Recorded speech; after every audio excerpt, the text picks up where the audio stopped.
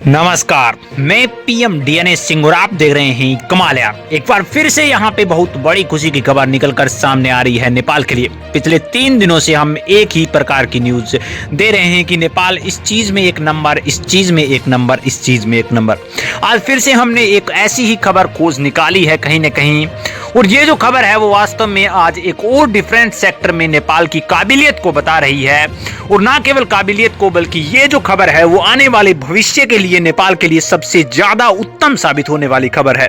जी दोस्तों, किस खबर की बात कर रहे हैं हम ये भी पूरी चर्चा करेंगे, और यहाँ पे नेपाल के लिए ये किस तरह से फ्यूचरिस्टिक खबर है दोस्तों, ये भी हम बात करने वाले हैं। तो वीडियो के अंत तक बने रहिए, और अगर आप चैनल पे नए हो तो चैनल को सब्सक्राइब करके बेल आइकन दबा लीजिए ताकि आपको अगला अपडेट भी सबसे पहले मिल सके। तो चलिए वीडियो शुरू करते हैं दोस्तों। एजुकेशन जिसके जरिए हम कुछ भी जो हमें ऐसा लगता है सबसे पहले कि ये इम्पॉसिबल है वो पॉसिबल कर सकते हैं दोस्तों। एजुकेशन जिसके बल पर आज इस 20वीं सदी के अंदर हम जी रहे हैं, उसमें कितनी ज्यादा टेक्नोलॉजी विकसित हो चुकी है दोस्तों। एजुकेशन जिसकी बदौलत हम योगा, जिसकी बदौलत हम स्पोर्ट्स, जिसकी बदौलत हम अलग अलग तरह के एक्सपेरिमेंट, जिसकी बदौलत हम जो मेट्रो ट्रेन से जितनी भी टेक्नोलॉजी है, हवाई जहाज, रॉकेट, या फिर हम ऐसे कहेंगे स्पेस के अंदर इतना ज्यादा रिसर्च, ये सारी चीजें तभी पॉसिबल होती है जब हमारे पास एजुकेशन होती है दोस्तों। नेपाल ने अब यहाँ पे एजुकेशन के मामले में ही बहुत बड़ा कारनामा करके दिखाया है। मैंने आपको पहले भी बताया था कि नेपाल जो कि एजुकेशन सेक्टर के अंदर काफी ज्यादा अग्रेसिव दिखाई दे रहा है और वो अपने एजुकेशन सेक्टर को बढ़ाना चाहता है।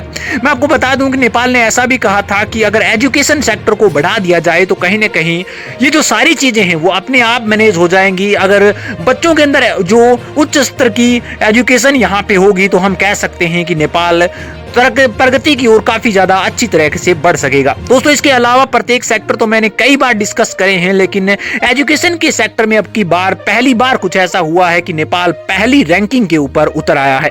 मैं आपको बता दूं कि यहाँ पे जो काठमांडू में विश्वविद्यालय रैंकिंग में छात्रों की संख्या के आधार पर नेपाल के त्रिभुवन विश्वविद्यालय यानी कि टीयू, जो टीयू यूनिवर्सिटी है, उसको विश्व के अंदर प्रथम स्थान प्राप्त हुआ है दोस्तों। पूरे वर्ल्ड वाइड की रैंकिंग में नेपाल ने प्रथम स्थान किया है। त्रिभुवन विश्वविद्यालय में अब यहाँ पे जो एडमिशनों की संख्या है वो 4,60,632 छात्र हैं, और वर्ल्ड टाइम हायर एजुकेशन के अनुसार त्रिभुवन विश्वविद्यालय को दुनिया के एक सबसे बड़े, यहाँ पे एक नंबर पर सबसे बड़े विश्वविद्यालय के रूप में स्थान दे दिया गया है, जिसमें छात्रों की संख्या सबसे अधिक है, सबसे ज्यादा पढ़ने वाले। मैं आपको बता दूं कि त्रिभुवन विश्वविद्यालय की स्थापना है वो 1959 ईस्वी में की गई थी, और नेपाल में 5 विश्वविद्यालय हैं, जिसमें से यहाँ पे टीयू पहला यहाँ पे विश्वविद्यालय है। यह काठमांडू से सिर्फ 5 किलोमीटर दूर यहाँ पे कीर्तिपुरा में स्थित है, और टीयू द्वारा 4400 से अधिक पाठ्यक्रम यहाँ पे प्रस्तुत किए गए हैं, यानी कि अलग अलग तरह के आप डिप्लोमाज, डिग्रीज कर सकते हैं।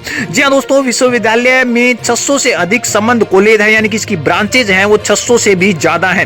नेपाल के विभिन्न विश्वविद्यालयों में पढ़ने वाले छात्रों की कुल संख्या अगर देखी जाए, और विश्वविद्यालय अनुदान आयोग यानी कि यूजीसी से प्राप्त जानकारी के अनुसार शैक्षणिक स्तर में जो यहाँ पे 2076-77 यानी कि हम बात कर सकते हैं, ये जो हिंदी कैलेंडर है उसके हिसाब से चलता है यहाँ पे नेपाल के अंदर, तो विश्वविद्यालय एवं स्वास्थ्य अकादमी में कुल लगभग यहाँ पे 4,66,828 विद्यार्थी अध्ययनरत हैं। लेकिन विश्वविद्यालय में पढ़ने वाले कुल छात्रों की सर्वाधिक संख्या अगर बात करें त्रिभुवन की तो 76.4% केवल अकेला यहाँ पे ये विश्वविद्यालय पढ़ा रहा है यहाँ पे स्टूडेंट्स को। इसी तरह यहाँ पे पोखरा विश्वविद्यालय में 6.98 छात्र, और पूर्वांचल विश्वविद्यालय में 5.9% विद्यार्थी, और काठमांडू विश्वविद्यालय में 3.99 विद्यार्थी पढ़ रहे हैं। तो आप सोच सकते हैं कि ये कितना बड़ा वाइड नंबर है, और इस नंबर ने यहाँ पे कहीं ना कहीं ये विश्व रिकॉर्ड बना दिया है, विश्व के अंदर पहला स्थान दिलाने में कामयाब हुआ है।